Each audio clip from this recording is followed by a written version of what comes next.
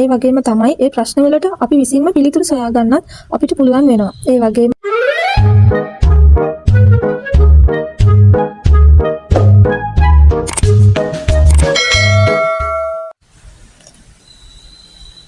Hi friends, අද මම ඔයාලට කියලා දෙන්න යන්නේ ජර්නලින් ගැන.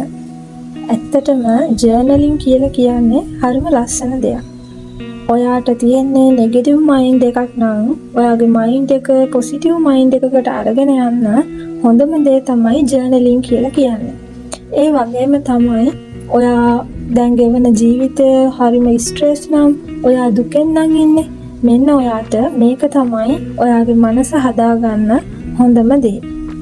ඔයාට මේ ජර්නලින් කියන දේ මුලින්ම හිතන්න ඕනේ මේක මොකක්ද කියලා. ඒ වගේම තමයි අපි ජර්නලින් කරන්න ඕනේ ඇයි කියලා හිතන්න ඕනේ. ජර්නලින් කරාම අපිට මොනවද ලැබෙන්නේ කියලා අපි ඒ දේවල් හිතන්න ඕනේ. ඒ වගේ මේ දේවල් ගැන හොයන්න ඕනේ. ඉතින් මේ ජර්නලින් කරාම අපිට තියෙන ප්‍රශ්න අපි තුලින්ම අපිට අඳුර ගන්න පුළුවන් වෙනවා. ඒ වගේම තමයි ඒ ප්‍රශ්න වලට අපි විසින්ම පිළිතුරු සොයා ගන්නත් අපිට පුළුවන් වෙනවා. ඒ වගේම අපේ තියෙන නෙගටිව් අයිඩියාස් මොනවද කියලා අපිට අඳුර ගන්නත් පුළුවන් වෙනවා. ඒ වගේම ඒ නෙගටිව් අයිඩියාස් නැති කරලා දාලා පොසිටිව් වෙන්නේ කොහොමද කියලා අපිටම හොයා ගන්න පුළුවන්. ඔයා මුලින්ම ජර්නලින් කරන්න ඔයාට පුළුවන් විදිහේ පොතක් හොයා ගන්න. ඉතින් ඒ පොත අරගෙන ඔයා හිතන්න මම අද ඉඳලා ජර්නල් එකක් ලියනවා කියලා. මුලින්ම ඔයාට පුළුවන් ග්‍රැටිටියුඩ් ජර්නල් එකක් ලියන්න. ඒ කියන්නේ ඔයාට පුළුවන් අද දවසේ වෙන දේවල් වලට විශ්වයට ස්තුති කරලා ජර්නල් එක ලියන්න. උදාහරණයක් විදියට ගත්තොත් ඔයාට පුළුවන් ලියන්න අද මට ලැබුණු ආහාර වලට ස්තුතියි. අද මට ලැබුණු සුව පහසු නින්දර වෙනුවෙන් ස්තුතියි. මට ලැබුණු ජලය වෙනුවෙන් ස්තුතියි. ඔයා අද මට ලැබුණු ඉගෙනීම් කටයුතු සාර්ථකව කරගන්න පුළුවන් එක ගැන ස්තුතියි.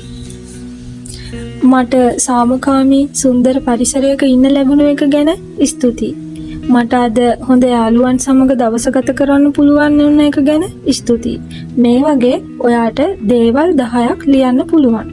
මෙහෙම දේවල් 10ක් ලියුවාම ඔයාට තේරෙනවා දවස අවසානයේ අද දවසේ මට ලැබුණු දේවල් මොනවද කියලා. එතකොට මට මුකුත් ලැබුණේ නැහැ මම හරිම දුකින් ඉන්නේ කියලා හිතනවට වඩා ඔයාට ජර්නල් එකක් ලියුවාම තේරෙනවා මට කොච්චරක් දේවල් දවසකට ලැබිලාද කියලා.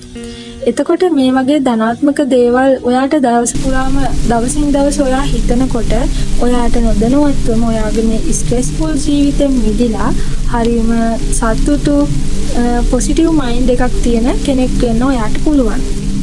ඉතින් මම ජර්නලින් ගැන ගොඩක් දන්නේ නැහැ. ඒත් මම ජර්නල් කරපු විදිහ තමයි ඔයාලට කිව්වේ. ඒ වගේම ඔයාලට පුළුවන් YouTube channel වල එක තියෙනවනේ. ඒ channel වල බලලා මේ ගැන තවදුරටත් ඉගෙන ගන්න.